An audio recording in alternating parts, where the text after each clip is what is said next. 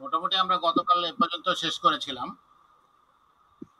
তা এটা আমাদের হয়ে গেছিল আর কি। আমরা এখান থেকে বলি, প্রথমে আমাদের যে কাজগুলো আছে, কতগুলো কাজ আছে নামকরণ করতে হলে, সেগুলো আমরা এগুলো শিখেছিলাম, লিখাইছিলাম গতকালকে। তারপর আমাদের প্রথম কাজ হলো প্রধান চেন, প্রধান শিকলটা খুঁজে বের করা। প্রধান শিকলটার মধ্যে থাকবে হলো সর্বোচ্চ সংখ্যক কার্বনের সংখ্যা, যাদের মধ্যে লিঙ্ক আছে, সংযুক্ত আছে এরকম, এবং তার মধ্যে দ্বিবন্ধন, ত্রিবন্ধন বা কার্যকরীমূলক অন্তর্ভুক্ত থাকবে। এই হলো কথা। তারপরে আমাদের যদি একাধিক কার্যকরীমূলক থাকে তাহলে দেখতে হবে কোনটা প্রধান কার্যকরীমূলক, কোনটা সেকেন্ডারি কার্যকরীমূলক। তার একটা আমরা আবার রিয়া লেখাই দিয়েছিলাম তোমাকে, এই যে মানে যে প্রথমে আছে সে প্রধান হবে, মানে দুইটা যদি থাকে মূল হবে আর পরেরটা হবে। এই জন্য এটা সিরিয়ালটাও জানা লাগবে। এমসিকিউতে সিরিয়ালটা চাই, প্রায় এলোমেলো করে 4টা সিরিয়াল দিয়ে তোমার বলবে কোনটা সঠিক, সেটা তোমার জানতে হবে, এই আর কি। তারপরে আমাদের যে আরো কাজগুলো আছে, যদি আমাদের ডাবল বন্ড আর ট্রিপল বন্ড থাকে, হ্যাঁ, দ্বিবন্ধন আর ত্রিবন্ধন থাকে, তাহলে দ্বিবন্ধনকে আগে অগ্রাধিকার দিতে হবে, ত্রিবন্ধনকে পরে। আমি এই জিনিসটা আরেকটু ক্লিয়ার করে বলবো। যদি এরকম হয় যে দ্বিবন্ধন আর ত্রিবন্ধন দুই পাশ থেকে আসে সমান সমান জায়গায়, মানে বাম পাশ থেকে আসলেও ঠিক যত নম্বরে, ডান পাশ থেকে আসলেও ঠিক তত নম্বরে, তাহলে দ্বিবন্ধনের দিক থেকে যেতে হবে। আর যদি অসমান থাকে, আনইকুয়াল থাকে, যেটা আগে পাওয়া যাবে সেদিক থেকে যেতে হবে। সহজ সহজ ব্যাপার। সমান পজিশনে থাকলে দ্বিবন্ধন, অসমান পজিশনে থাকলে যেটা আগে পাওয়া যাবে সেদিক দিয়ে। বুঝতে পেরেছো কথা? জি স্যার, বুঝছি। দ্বিবন্ধন আর ত্রিবন্ধন যদি দুই পাশ থেকে সমান পজিশনে থাকে, দুই পাশ থেকে আসলে দুয়ে পেলাম, দুটাই দুয়ে, তাহলে দ্বিবন্ধনের দিক থেকে যাব। আর দেখা গেল যে না, দ্বিবন্ধন একে, তাহলে তো দ্বিবন্ধনের দিক যাবোই, এমনিই যাব। কিন্তু দ্বিবন্ধন তিনে আর ত্রিবন্ধন একে, তাহলে ত্রিবন্ধনের দিকে। অসমান থাকলে যেটা আগে পাওয়া যাবে সেদিক দিয়ে যাব, সমান থাকলে দ্বিবন্ধন দিক যাব। তারপর লাস্টে হলো সাবস্টিটিউয়েন্ট, যেগুলো প্রতিস্থাপক, প্রতিস্থাপক হিসাবে কিছু জিনিস থাকে। আরেকটা বিষয় আমাদের দেখতে হবে, সেটা হলো অ্যালফাবেটিক্যাল অর্ডার। এই যে অ্যালফাবেটিক্যাল অর্ডার, অ্যালফাবেটিক্যাল অর্ডারটা কি? আমরা ইংরেজি 26টা অক্ষর সবাই জানি, বাংলা না জানলেও ইংলিশ 26টা জানি, এ থেকে জেড পর্যন্ত। যখন আমরা সাবস্টিটিউয়েন্ট উল্লেখ করব, তখন A B C D E F G H যে আগে আছে, ধরো আছে হলো মিথাইল আর ইথাইল, মিথাইল বানান এম দিয়ে, ইথাইল বানান ই দিয়ে, তাহলে যেটা আগে সেটা আগে বলবো। কোনটা আগে? ইথাইল আগে, মিথাইল পরে। ধরো ব্রোমো আর হলো ক্লোরো, ব্রোমো আর ক্লোরো, ব্রোমো হলো বি দিয়ে, ক্লোরো হলো সি দিয়ে, তাহলে কোনটা আগে বলবো? স্যার বি দিয়ে যেটা সেটা আগে বলবো। হ্যাঁ, বি দিয়ে যেটা সেটা আগে বলবো। এটাই হলো অ্যালফাবেটিক্যাল অর্ডার। তাহলে এই লাইনটা, এটা পড়াটা আমরা শেষ। এটা বুঝতে পারছো? এটা আমরা দেখবো জি স্যার। অ্যালফাবেটিক্যাল অর্ডারে সাজাবো, যেটা আগে সেটা আগে। ধরো ক্লোরো আর আয়োডো, তাহলে ক্লোরো হলো সি দিয়ে, আয়োডো হলো আই দিয়ে, তাহলে ক্লোরো আগে হবে। ধরো নাইট্রো, নাইট্রো এন দিয়ে, আর অ্যামিনো, অ্যামিনো হলো এ দিয়ে, তাহলে অ্যামিনো আগে হবে। এইটাই হলো অ্যালফাবেটিক্যাল অর্ডার। আচ্ছা, টাইপস বন্ড আমরা বলছি, কোভালেন্ট বন্ড আছে, পোলার বন্ড আছে, এই বিষয়টা একটু বুঝায় দেখো। আর আমরা এটা আগেও পড়িয়েছি ফার্স্ট পেপারে। যদি বন্ড তৈরি করার পর দেখা যায় যে দুটো অ্যাটমের মধ্যে, দুটো পরমাণুর মধ্যে তড়িৎ ঋণাত্মকতার পার্থক্য আছে, তাহলে যে অধিক তড়িৎ ঋণাত্মক, অর্থাৎ যার ইলেকট্রনের প্রতি লোভ, লোভ বেশি, ইলেকট্রন তার দিকে সরে যাবে, সে হবে আংশিক ঋণাত্মক চার্জযুক্ত, আর অপর পরমাণু হবে আংশিক ধনাত্মক চার্জযুক্ত। তখন এই বন্ডকে বলবো পোলার বন্ড, আর ওই কম্পাউন্ডকে, ওই যৌগকে বলবো পোলার যৌগ, পোলার অণু। ঠিক আছে, বুঝতে পেরেছ? জি স্যার। এটা তো আগে বোঝানো হয়েছে ফার্স্ট পেপারের সময়।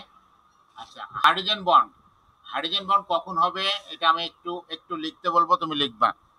হাইড্রোজেন বন্ড হবে 1 নম্বর, তড়িৎ ঋণাত্মকতার পার্থক্য থাকতে হবে।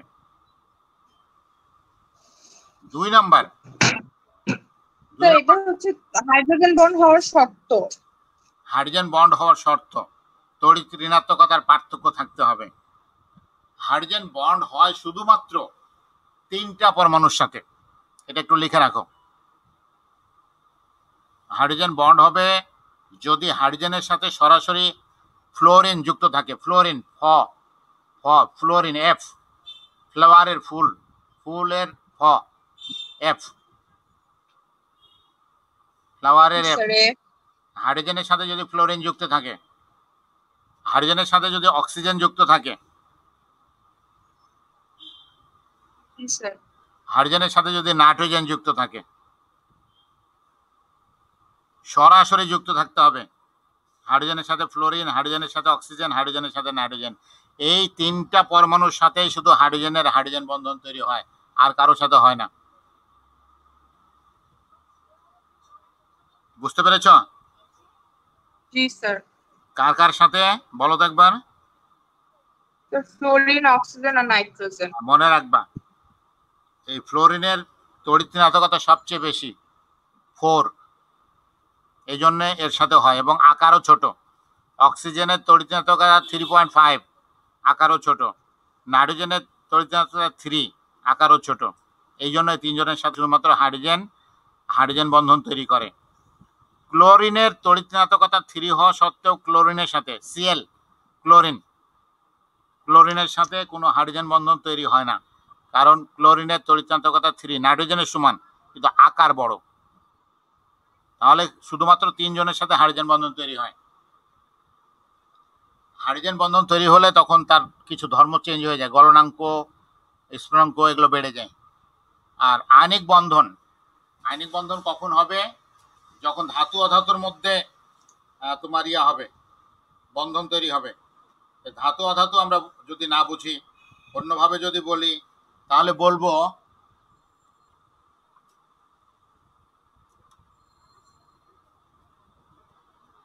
আমরা বলবো যে ওই যে তড়িৎ ঋণাত্মকতার পার্থক্য যদি 1.9 এর বেশি হয় 2জনের মধ্যে, তাহলে তখন হাইড্রোজেন বন্ধন তৈরি হবে। বুঝতে পেরেছ? জি স্যার।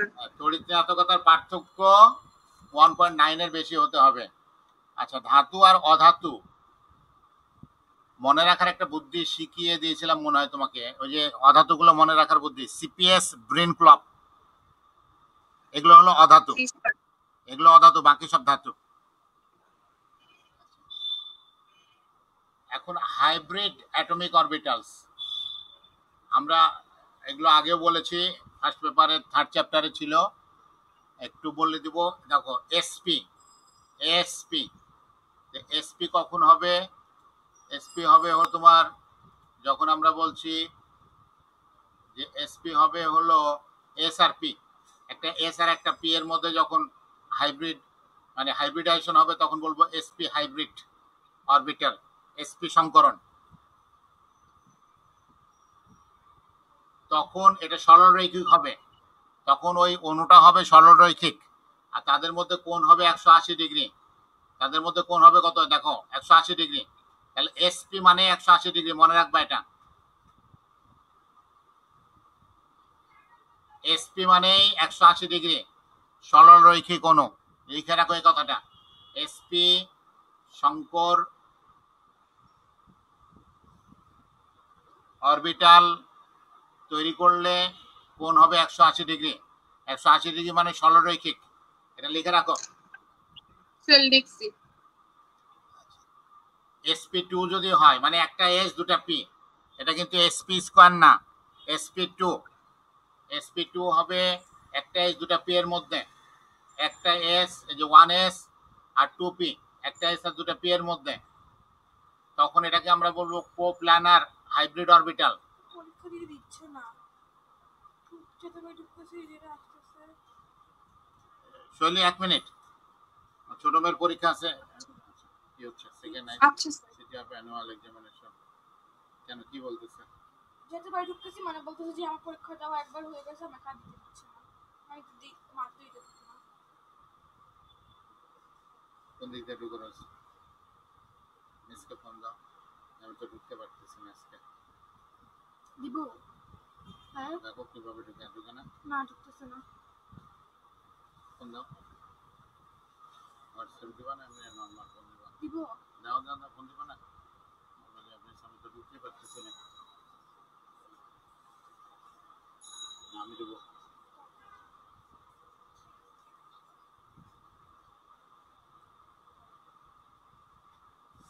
হ্যাঁ সালাম আলাইকুম আমি এই যে নুসরাত আমার নোহার বাবা বলতেছি কত ওই যে আজকে এক্সাম দেওয়ার জন্য ঢুকতে পারবে?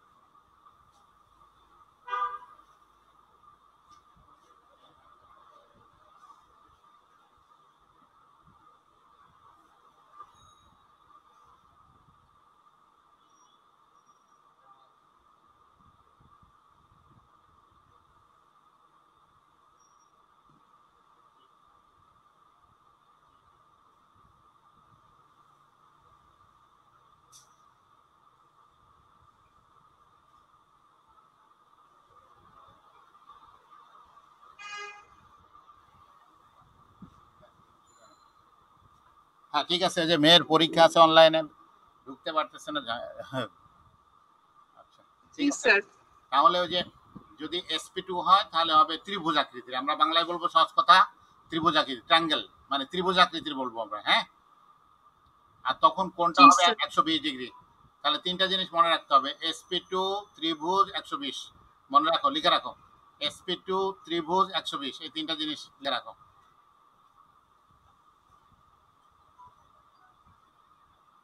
স্যার লিখছি। আচ্ছা SP3 যখন হবে তখন তোমার একটা S তিনটা P একটা একটা S তিনটা P ঠিক আছে জি স্যার।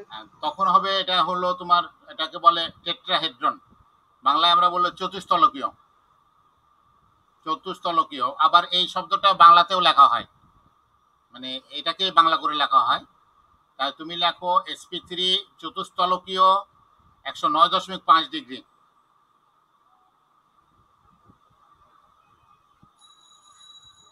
SP3 চতুস্তলকীয় 109.5 ডিগ্রি মূল পয়েন্টগুলো তোমাকে বলে দিচ্ছি মানে এভাবেই হ্যাঁ স্যার এটা তো সংকরণের মতো সেমই। বলো মানে স্যার সংকরণে যেগুলো পড়ছে সেমই তো। হ্যাঁ ওগুলোই মানে সংকরণ তো তোমার এই চ্যাপ্টারেও আছে যদিও আমরা শান্ত দেখা যায় যে এই চ্যাপ্টার সেকেন্ড পেপারে আর সংকরণের কোনো প্রশ্ন আসে না ফার্স্ট পেপারে আসে কারণ সেকেন্ড পেপারে এত কিছু আছে আবার সংকরণ তারপরেও আমরা একটু রিভিশন দিয়ে দিচ্ছি একটু বোঝানোর জন্য আমি সংক্ষিপ্ত করে দিচ্ছি তোমাকে SP3 চতুস্তলকীয় আর কোনটা হলো 109.5 ডিগ্রি এই চ্যাপ্টারের মধ্যে সিলেবাসে আছে কিন্তু সেকেন্ড চ্যাপ্টারে সাধারণত এই প্রশ্নগুলো আর আসে না কারণ সেকেন্ড চ্যাপ্টারে সরি সেকেন্ড পেপারে সিলেবাস এমনি বড় এটা ফার্স্ট পেপারের মধ্যে আসে আমাদের শিখতে তো হবে আচ্ছা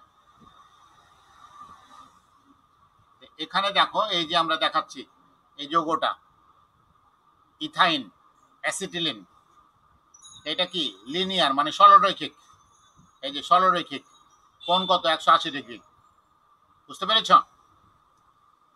জি স্যার। এখানে সংকর হবে কি SP এখানে সংকর হলো SP তাহলে কি করে বুঝবা SP দেখো একটা SP দিয়ে হাইড্রোজেনের সাথে যুক্ত হয়েছে আর আরেকটা SP দিয়ে কার্বনের সাথে যুক্ত হয়েছে এই কার্বন একটা SP দিয়ে এখানে যুক্ত হয়েছে আরেকটা SP কয়টা অক্ষর আছে ইংরেজি লেটার কয়টা আছে ও আচ্ছা। SP ইংরেজি লেটার কয়টা আছে দুইটা। দুইটা তাহলে হাইব্রিড অরবিটাল সংকর অরবিটাল হবে দুইটা SP2 কয়টা লেটার আছে P কিন্তু দুইটা আর S একটা তিনটা তাহলে তিনটা সংকর অরবিটাল হবে SP3 কয়টা লেটার আছে চারটা। তাহলে চারটা সংকর অরবিটাল হবে খুব সহজ বুদ্ধি এটা মনে রাখবা যতগুলো লেটার আছে ততগুলো অরবিটাল হবে তাহলে SP দুইটা হবে ওই দুটার একটা এই কার্বনের দুইটা তোমার SP হয়েছে একটা হাইড্রোজেনের সাথে যুক্ত হয়েছে একটা কার্বনের সাথে এই কার্বনেরও তাই একটা হাইড্রোজেনের সাথে একটা কার্বনের সাথে হাইড্রোজেনের কিন্তু কোনো সংকর হবে না সংকর হবে শুধু এই যে কার্বনের আমি আলোচনা করছি আর আমরা এভাবে দেখতে পারি, চোখ দিয়ে দেখতে পারি, মজা লাগবে, ভালো লাগবে, কিন্তু আমার পরীক্ষার জন্য এগুলো চিন্তা করার কিছু নেই। আচ্ছা, তাহলে এই গেল। এরপর দেখো, এই যে এটা হলো কি ইথিন। ইথিন কি বলেছি আমরা? ত্রিভুজ আকৃতির। তুমি এটা এটা এটা যোগ করো, দেখো ত্রিভুজ, কার্বন হাইড্রোজেন কার্বন যোগ করো ত্রিভুজ। এই কোণটা হলো 120 ডিগ্রি, আগেই বলেছি। A flat molecule with bond angle 120 degree, তখন আমরা এটাকে বলি ত্রিভুজ আকৃতির, ট্রায়াঙ্গেল। এখানে সংকরণ কি? sp2। sp2 মানে কয়টা? তিনটা। s একটা, p দুইটা, তিনটা। তিনটা দিয়ে এ দেখো, এদিকে একটা, এদিকে একটা, এদিকে একটা, তিনজনের সাথে যুক্ত হতে পারবে। এই কার্বন, এই কার্বনের সাথে, এই হাইড্রোজেনের সাথে, এই হাইড্রোজেনের সাথে, তিনটা। বুঝতে পেরেছ? জি স্যার। আর যে অতিরিক্ত যে বন্ডগুলো আছে এখানে, যেমন তিনটা ছিল, একটার কথা বলেছি, বাকি দুটা পাই বন্ধন, ওটা আমরা এখন বলছি না। এখানে একটা সিগমা, একটা পাই, পাইটা অন্যভাবে আছে, পায়ের কথা না। আর এটা হলো sp3, তখন আমরা বলেছি 109.5 ডিগ্রি, লিখে দিয়েছিলাম একটু আগে। টেট্রাহেড্রাল, এটাকে ইংলিশে টেট্রাহেড্রালও বলে, টেট্রাহেড্রনও বলে, বাংলায় হলো চতুস্তলকীয়। 109.5 ডিগ্রি হবে তখন। ঠিক আছে, আর এগুলো আমরা এমনি দেখবো, এগুলো আমাদের দেখা ছাড়া আর কিছু নেই। আচ্ছা, এখন আমরা এখানে দেখি, দেখো এটা একটা এস অরবিটাল গোলাকার, এটাও একটা এস অরবিটাল গোলাকার। এই যে একটা অরবিটাল আর একটা অরবিটাল উপর উঠে গেল, মনে করো তোমরা যে হাতে চুরি পরো, দুটা চুরি, একটা চুরি করে আরেকটা চুরি তুলে দাও অল্প করে, এটাই হলো ওভারল্যাপ হওয়া, একটার উপর একটা উঠে গেছে। এই যেমন ভাবে আছে, মনে করো তুমি, মনে করো এটা একটা চুরি, এটা একটা চুরি, তাহলে একটার উপর আরেকটা তুলে দিলে এইভাবে। আচ্ছা, দিয়ে তুমি যদি ওই ওই যে জায়গাটা উঠে গেল একটার উপর আরেকটা টাইট করে বেঁধে দাও, তাহলে শক্ত হয়ে যাবে। সেরকম এখানে দুটা এস অরবিটাল ওভারল্যাপ করেছে। ওভারল্যাপ মানে উঠে যাওয়া, একটার উপরে আরেকটা উঠে যাওয়া, উপর স্থাপন হওয়া। তখন এখানে কি হলো, এই যে এই এই একটা অরবিটালের, দেখো এখানে নিউক্লিয়াস, নিউক্লিয়াস, এই দুটা যোগ করা হলো, ইন্টারমলিকুলার অ্যাক্সিস এটা। ঠিক আছে, আর এখানে দুটো পি অরবিটাল, পি অরবিটাল দেখতে এরকম, দুইটা পি অরবিটাল উঠেছে একটার উপরে আরেকটা। এটাও সিগমা বন্ড, এটাও সিগমা বন্ড, কিন্তু যখন এইভাবে আছে পাশাপাশি, এটাকে আমরা বলি পাশাপাশি। ঠিক আছে, ইয়ার মতো, রেল লাইনের মতো চলতেছে পাশাপাশি। ঠিক আছে, আর এটা একই রেখায় যাচ্ছে, একই রেখায়, একই রেখায় হলে সিগমা হবে। আর এরকম রেল লাইনের মতো পাশাপাশি হলে তখন হবে পাই বন্ড। পাশাপাশি পাই বন্ড, ইন্টারমলিকুলার অ্যাক্সিস, যে এটা পাই বন্ড হয়েছে। আচ্ছা, শেষ পরীক্ষা দেওয়া। 2 মিনিট হয়ে গেল। হ্যাঁ, ইজি আসছে। আর একবার চেক করো, ভুল যেন না হয়, একটাও যেন ভুল না হয়। 6 মিনিট হয়েছে কেবল পরীক্ষার। আচ্ছা দেখো, এখানে আমরা দেখতে পাচ্ছি, দেখো কার্বন, কার্বনের সাথে কয়টা হাইড্রোজেন আছে? দুইটা। এই কার্বনের সাথে কয়টা হাইড্রোজেন আছে? দুইটা। তাহলে এই যৌগটা কি হবে? এই যৌগটা হলো ইথিন, ইথিন বা ইথিলিন। দেখো এই কার্বন কয়জনের সাথে যুক্ত আছে? 3 জনের সাথে, তার মানে 3টা সংকর অরবিটাল লাগবে। 3টা সংকর অরবিটাল হলে এমন 3টা তোমাকে লেটার নিতে হবে, sp2। তাহলে এখানে sp2 সংকর অরবিটাল আছে, এইভাবে তুমি খুঁজে বের করতে পারবা যে কোন অরবিটাল আছে। তাহলে এখানে sp2 সংকর অরবিটাল আছে, তাহলে একটা sp2 দিয়ে এটার সাথে, একটা sp2 দিয়ে এটার সাথে, আর একটা sp2 কার্বনের সাথে, এটাও তাই। আর যেহেতু পি থাকে 3টা, পি ব্যবহার হয়েছে 2টা, আর একটা পি হলো এটা, এই যে সমান্তরাল আছে রেল লাইনের মতো, রেল লাইনের মতো, তখন এটা এটা পাই বন্ধন, আর এই যে সরাসরিটা হলো সিগমা বন্ধন। বুঝতে পারছো? জি স্যার। হ্যাঁ, এটাকে আমরা আরেকটু সুন্দর করে 3Dর মতো করে এভাবে লিখতে পারি, কিন্তু আমরা এভাবে আঁকতে পারবো না, দরকার নেই। আমরা পরীক্ষায় আসলে এটাই আঁকবো, এটা। আচ্ছা, এখানে হলো তোমার কি, এটা হলো ইথাইন, অ্যাসিটিলিন। অ্যাসিটিলিনে কি হচ্ছে দেখো, কার্বন কার্বন সিগমা বন্ড হয়েছে, আর কার্বন হাইড্রোজেন সিগমা বন্ড, তাহলে দুইটা দুইটা হতে গেলে কি হতে হবে? sp। বন্ড দেখে বোঝা যাবে, sp হবে, এদিকে একটা এদিকে একটা, sp, দুটা লেটার লাগবে। তাহলে বাকি দুটা পি, এই যে একটা পি, এটার এটা আর একটা পি, এটার একটা পি, এটার একটা পি। এখন এই যে যেটা এরকম হয়ে আছে তার সাথে একটা, আর যেটা একটু কাট করে দেখানো হয়েছে এটা একটা। কাটটা তো আসলে কিছু নেই এখানে, এখানে 90 ডিগ্রি অ্যাঙ্গেলে আছে, এক্স ওয়াই জেড, ঠিক আছে? তাহলে এক্স এর সাথে জি এক্স এর স্যার। ওয়াই এর সাথে ওয়াই এর পায় বন্ধন হবে, এই জন্য এভাবে দুটা পায় বন্ধন হবে, এটা আমাদের দরকার নেই। যেমন পাঁচগুলো।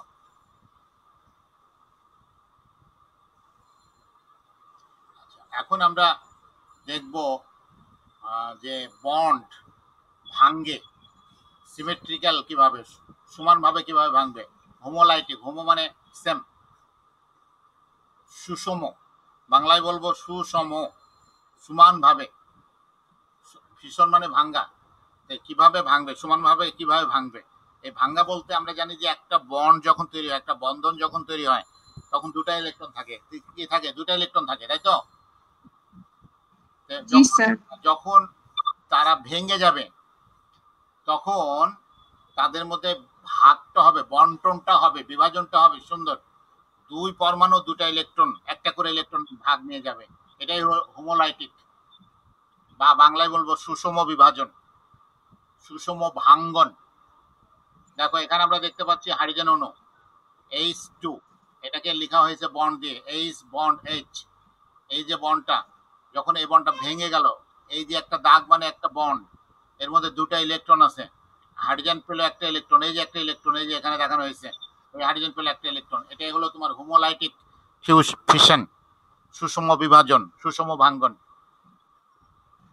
আর এই সুষম ভাঙ্গনের ফলে তৈরি হলো তোমার ফ্রি রেডিক্যাল। কি তৈরি হলো? Free radical. এটা আমরা বাংলা ইংলিশ একই শব্দ, এর এর বাংলা আর একটা বলা হয় মুক্তমূলক, ফ্রি রেডিক্যাল বা মুক্তমূলক তৈরি হলো। বুঝতে পেরেছ? জি স্যার। একটা অণু থেকে যখন অণুর যখন বন্ধনের ভাগ হয়, বন্ধনটা যখন ভেঙে যায়, উভয় পরমাণু যখন ইলেকট্রনগুলোকে সমান ভাগে ভাগ করে নেয়, তখন সেই বিভাজনকে বলে সুষম বিভাজন, হোমোলাইটিক ফিশন, সিমেট্রিক্যাল ফিশন, এবং তার ফলে সৃষ্টি হয় হলো ফ্রি রেডিক্যাল, মুক্তমূলক তৈরি হয়। বুঝতে পেরেছ? জি স্যার।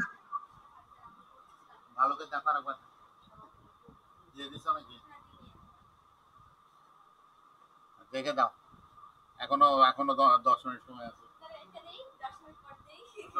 টেনশনে ফেলা দিয়েছে যে ঢুকছে না।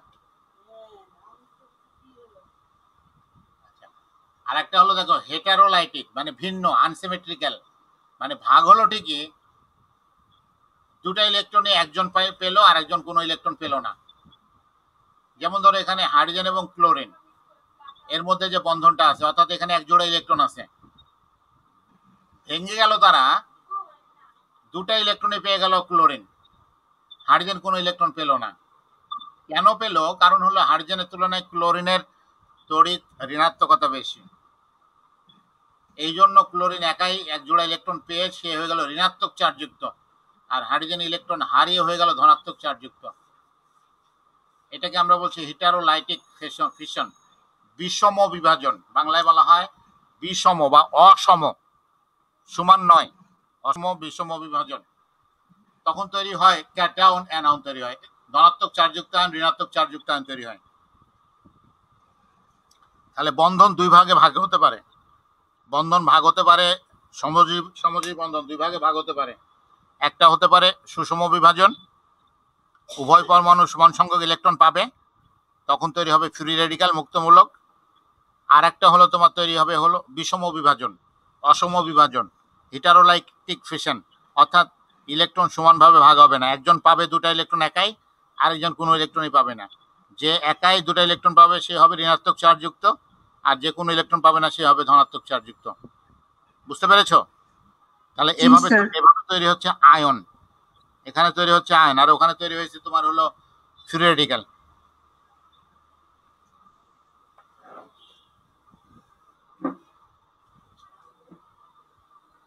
এখানে একটা শব্দ লেখা আছে দেখো, ইলেকট্রোফিলিক, যার বাংলা আমরা করতে পারি ইলেকট্রন প্রিয়।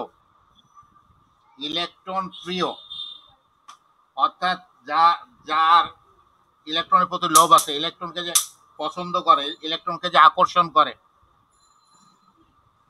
আমরা বাংলা করা হয়েছে এটাকে এভাবেই লেখা হয়, ইলেকট্রোফাইল, জাস্ট খালি ইলেকট্রোফাইল বলা হয়।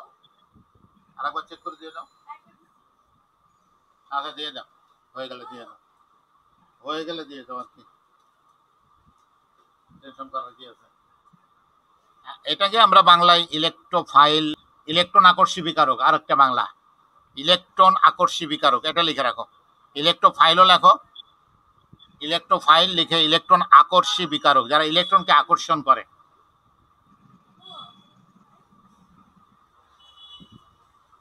চেক করা হয়েছে, দিয়ে দাও, দিয়ে দিলাম, অসুবিধা নেই, ভুল হলে হবে, এক একটা ভুল হলে কিছু হবে না, এক একটা ভুল হলে যা পরীক্ষা।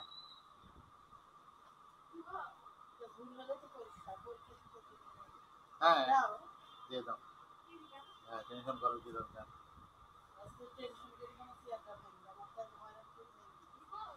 লিখেছো ইলেকট্রোফিলিক মানে হলো জি স্যার। এখানে বাংলা এই সুন্দর ইংলিশ দেখছো, ইলেকট্রন লাভিং কেমিক্যাল।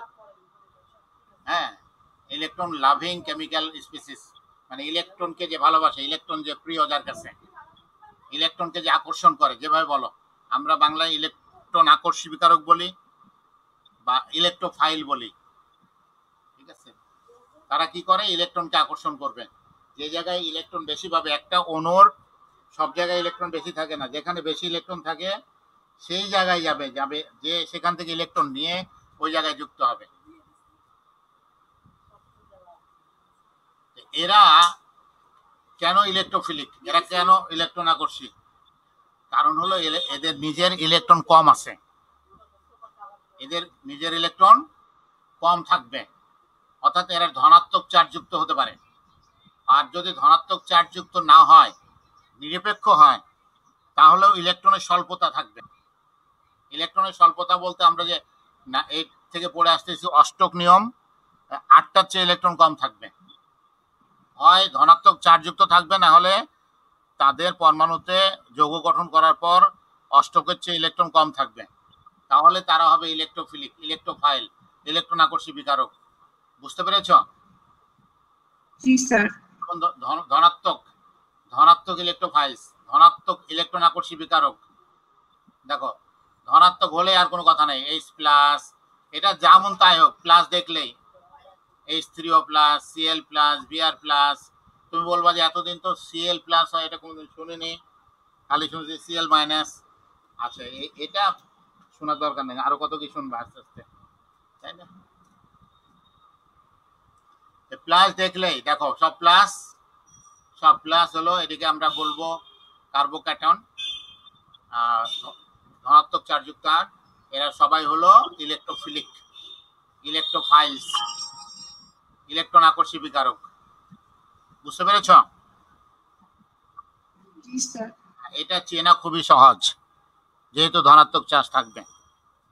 চেনা কঠিন হলো নিউট্রাল, যেগুলো নিরপেক্ষ, যেগুলো নিউট্রাল, নিরপেক্ষ ইলেকট্রোফাইলস, নিরপেক্ষ ইলেকট্রন আকর্ষী বিকারকটাই চেনা মুশকিল। আমি টেকনিকগুলো শিখাই দেব। আচ্ছা তুমি যদি দেখো আর ফ্রি রেডিক্যাল, এগুলো একটু লিখতেও হবে, তুমি একটু লিখে রাখো, একটু ধনাত্মক ইলেকট্রন আকর্ষী বিকারক লিখে এইটুকু লিখো আগে, তারপর এটাতে আসছি।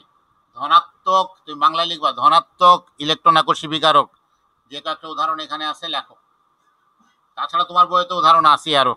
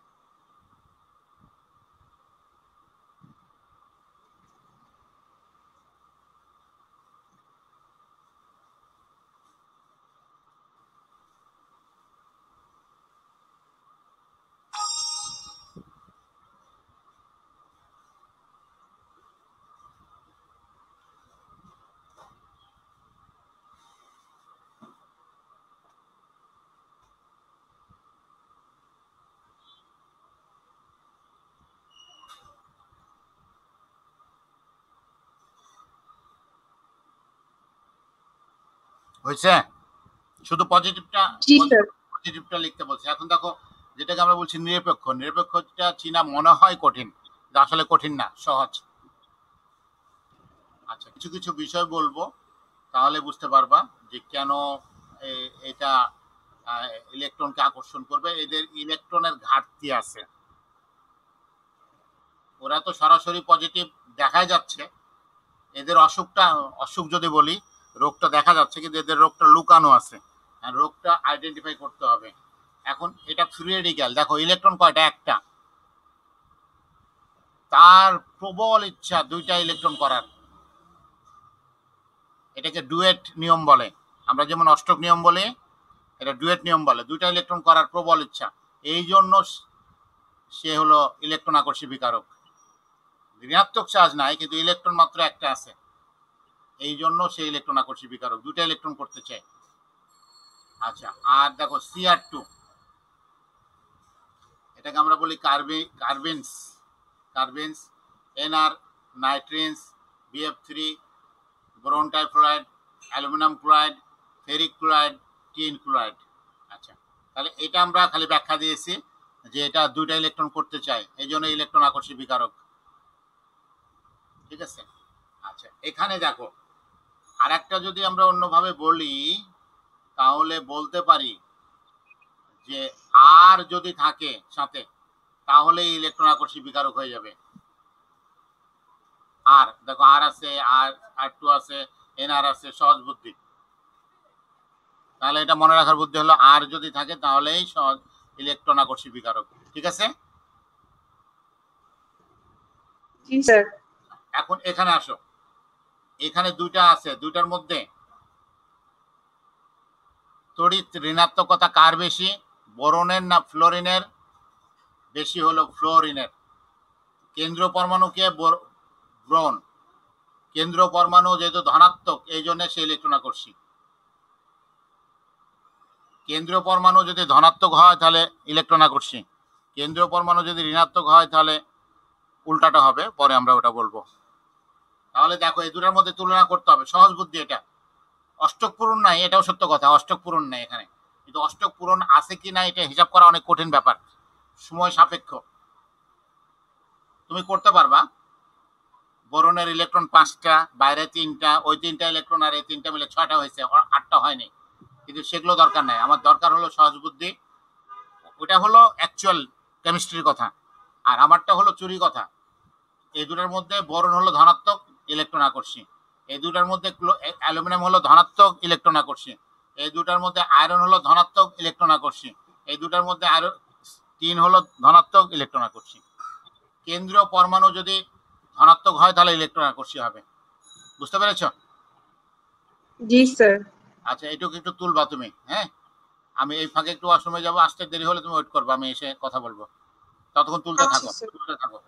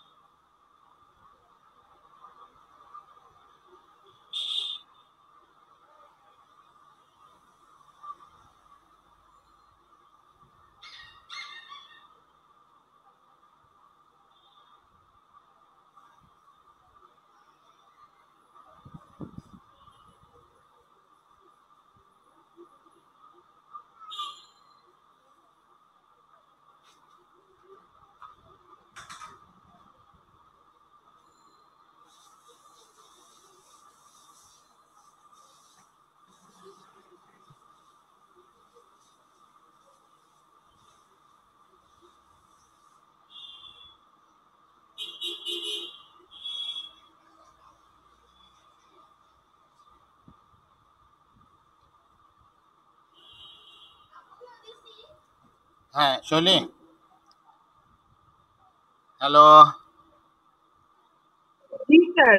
আচ্ছা তাহলে এই যে ইলেকট্রোফাইল, ইলেকট্রোফিলিক রিয়েজেন্ট, ইলেকট্রন আকর্ষী বিকারক চেনার খুব সহজ উপায় হলো, প্রথমে আমরা দেখব যে ধনাত্মক চার্জ যুক্তগুলো, তারপরে দেখব যে আর যুক্ত আছে এরকম আর, আর মানে অ্যালকাইল, আর দেখব হলো যৌগের মধ্যে এই কেন্দ্রীয় পরমাণু যেটা মাঝখানে আছে, মানে যার যোজনে সবচেয়ে বেশি তাকে কেন্দ্রীয় পরমাণু বলে, সে ধনাত্মক, তাহলেই ইলেকট্রোফাইল হবে। এখন নিউক্লিওফাইল কি? নিউক্লিওফাইল কাকে ভালোবাসে? ভালোবাসে হলো নিউক্লিয়াসকে, অর্থাৎ যেখানে ধনাত্মক চার্জ যুক্ত আছে, ইলেকট্রন কম আছে, ধনাত্মক চার্জ আছে, ইলেকট্রন ঘাটতি আছে, ওরকম জায়গাকে পছন্দ করে, তারা হলো নিউক্লিওফাইল। আমরা বলি নিউক্লিয়াস আকর্ষী বিকারক বা কেন্দ্র আকর্ষী বিকারক, বাংলায় কেন্দ্র আকর্ষী বিকারক, নিউক্লিয়াস আকর্ষী বিকারক বা সরাসরি নিউক্লিওফাইল, এইভাবে লেখা হয়, অনেকগুলো নামে লেখা হয়। এখন আমরা দেখব যে এগুলোও দুই রকম, একটা হলো ঋণাত্মক নিউক্লিওফাইল, ঋণাত্মক তোমার নিউক্লিয়াস আকর্ষী বিকারক বা ঋণাত্মক কেন্দ্রাকর্ষী বিকারক। এরা কারা? সরাসরি যারা ঋণাত্মক চার্জ যুক্ত আছে, যেমন দেখো H minus, CR minus, BR minus, I minus, R minus, OH minus, OR minus, SR minus, NS two minus, CN minus. তার মাইনাস দেখে আমরা বুঝতে পারলাম এরা কেন্দ্রাকর্ষী বিকারক, এরা নিউক্লিওফাইল। বুঝতে পেরেছ? এরা স্যার। নিউক্লিয়াস আকর্ষী বিকারক। তাহলে এটুকু তুলে নাও, তারপর পরেরটুকু যাব। ওই নামটা দেবা কিন্তু, কেন্দ্রাকর্ষী বিকারক বা নিউক্লিয়াস আকর্ষী বিকারক।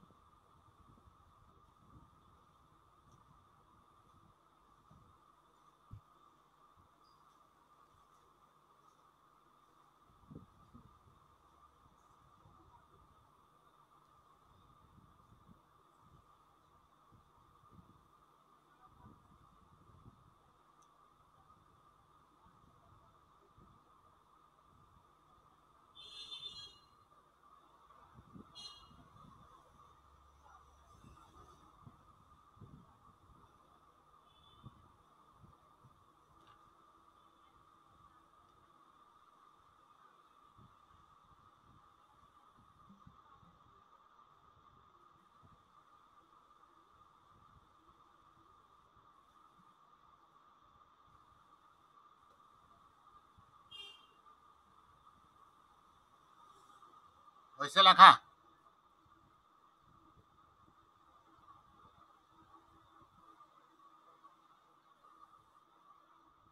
শৈলী,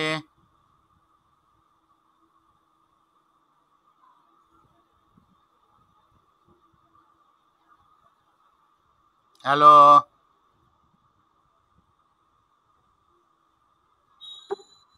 হ্যালো। হ্যাঁ লেখা হয়েছে? লেখা হয়েছে এটা?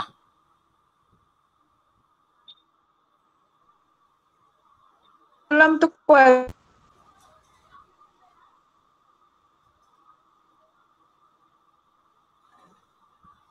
কথা শোনা যাচ্ছে?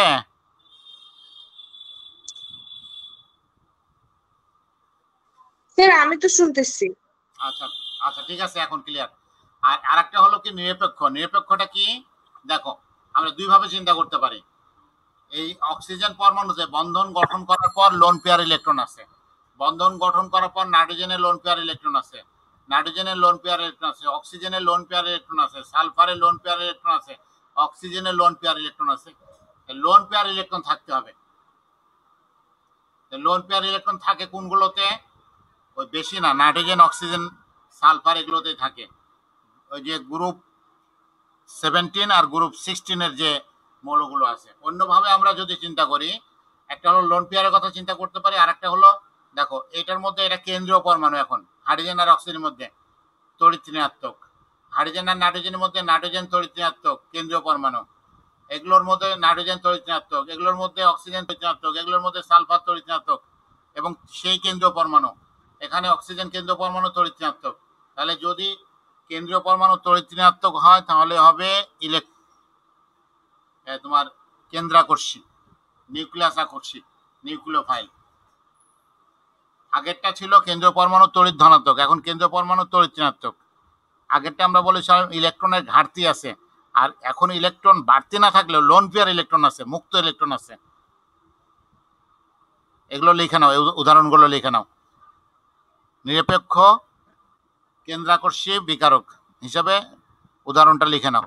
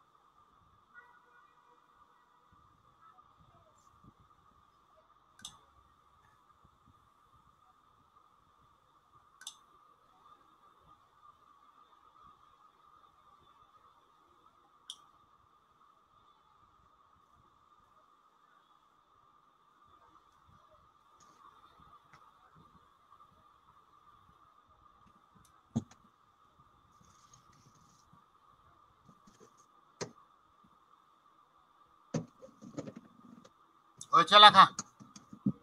জি স্যার। এখন আমরা এই যে অর্গানিক জৈব রসায়নের যে বিক্রিয়াগুলোকে মূলত যে প্রধান কয়েকটা ভাগে ভাগ করতে পারি। একটা হলো প্রতিস্থাপন বিক্রিয়া, সংযোজন বিক্রিয়া, অপসারণ বিক্রিয়া, পুনর্বিন্যাস বিক্রিয়া, এই চারটা ভাগে ভাগ করা হয়। তুমি লেখো, লেখো যে জৈব রসায়নের বিক্রিয়া,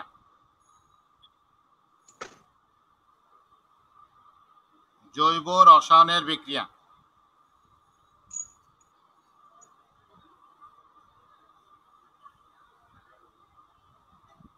বলে বলবা জৈব রসায়নের বিক্রিয়া।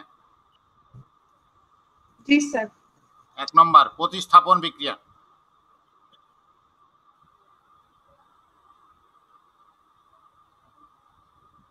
জি স্যার। 2 নম্বর সংযোজন বিক্রিয়া,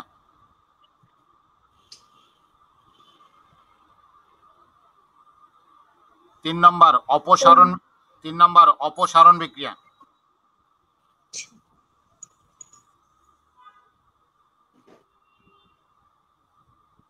স্যার লিখছি। 4 নম্বর পুনর্বিন্যাস বিক্রিয়া।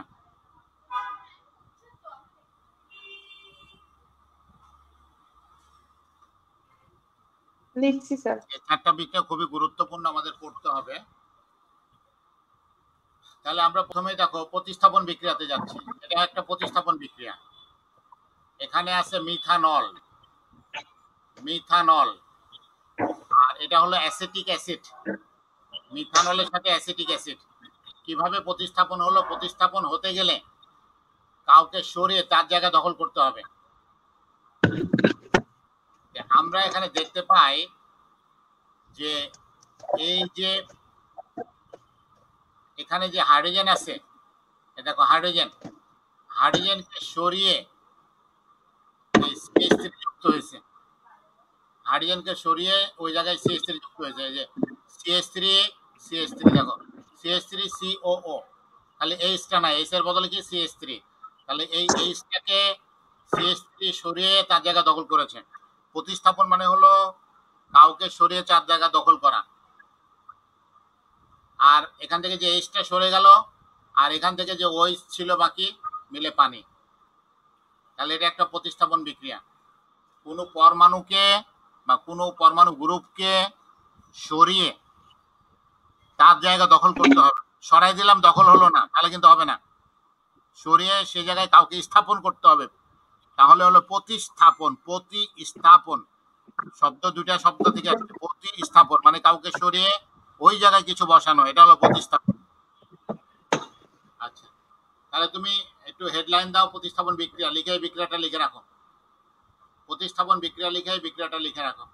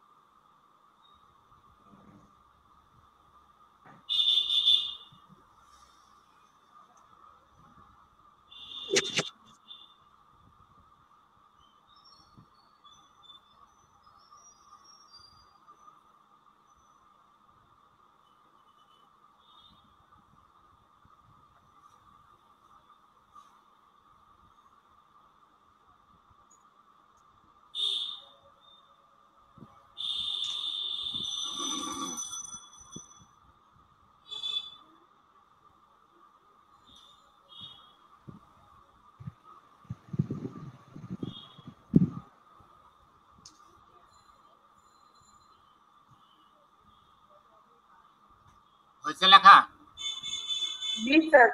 আচ্ছা, এখন বুঝো তুমি, এই যে এই যৌগটা যে ছিল, খেয়াল করো, CH3 COOH। আমরা একদম শেষের দিকে আসি। এই O আর H, ও হলো নেগেটিভ, এইচ হলো পজিটিভ। ও হলো ঋণাত্মক চার্জযুক্ত, হাইড্রোজেন হলো ধনাত্মক চার্জযুক্ত। তাহলে আক্রমণটা হয়েছে হাইড্রোজেনের উপরে, যাকে সরানো হয়েছে। ধনাত্মকের উপরে যদি আকর্ষণ হয় তাহলে সেটাকে আমরা বলি নিউক্লিয়াস আকর্ষী বিকারক, অর্থাৎ কেন্দ্রাকর্ষী বিকারক। তাহলে এই প্রতিস্থাপনটা হলো কেন্দ্রাকর্ষী প্রতিস্থাপন বিক্রিয়া। যেহেতু ধনাত্মক চার্জকে সরানো হয়েছে, তার উপরে আক্রমণটা হয়েছে, আক্রমণ হয়েছে তার উপরে যাকে সরানো হয়েছে।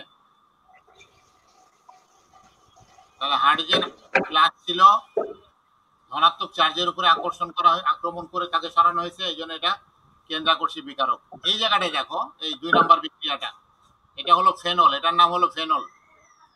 তুমি এটা লেখো, লিখে নিচে নাম লেখো ফেনল, তারপর আমি পরে বলতেছি। এই যে OH যেভাবে আছে, সলিড দাগ হবে, কিন্তু এরা এরা মনে হচ্ছে একটু মানে ব্যাকা তারা হয়েছে বা একটু কেটে কেটে গেছে বা ডিজাইন হয়েছে, এরকম কিছু না, সেম দাগ। হ্যাঁ, এটার নাম হলো ফেনল। লিখো, লেখা হয়েছে?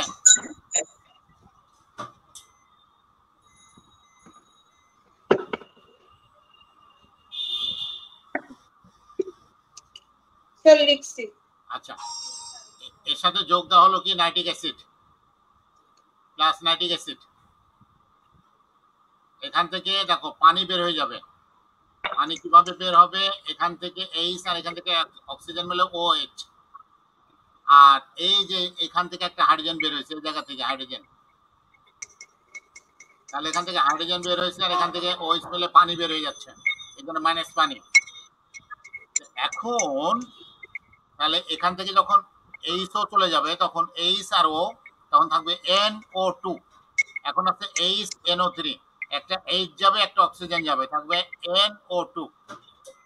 এখান থেকে হাইড্রোজেন চলে যাবে, সেখানে যুক্ত হবে NO2 এখান থেকে। হ্যাঁ, ঠিক আছে।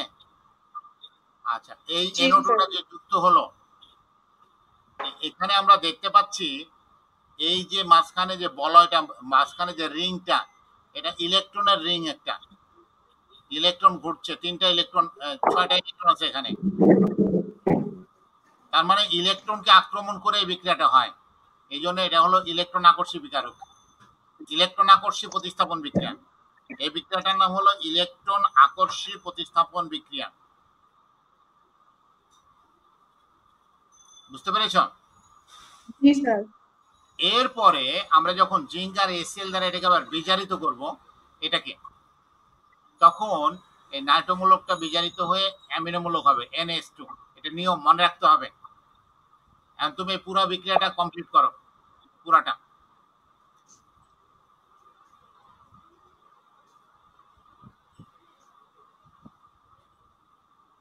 তুমি এখানে জিঙ্ক আর HCl এর মধ্যে একটা বাঁকা দাগ দিবা, একটা বাঁকা, জিঙ্ক HCl একটা বাঁকা দাগ, মানে সোজা না, একটু বাঁকা করে, তির্যক।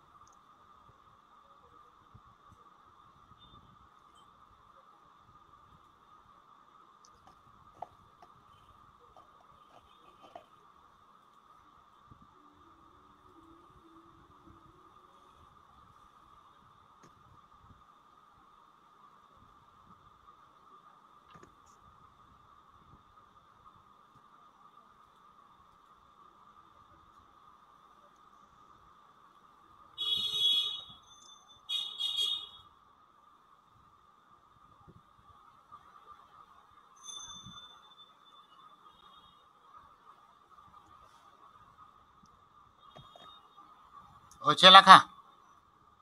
জি স্যার। আজকে পর্যন্ত থাকুক, যদিও অল্প কয়েকটা পৃষ্ঠা আছে কিন্তু জটিল কিছু বিষয় আছে, এটা আগামী দিনে আলোচনা করব। হ্যাঁ, আচ্ছা স্যার। আচ্ছা ঠিক আছে। আসসালামু আলাইকুম স্যার। ওয়ালাইকুম আসসালাম।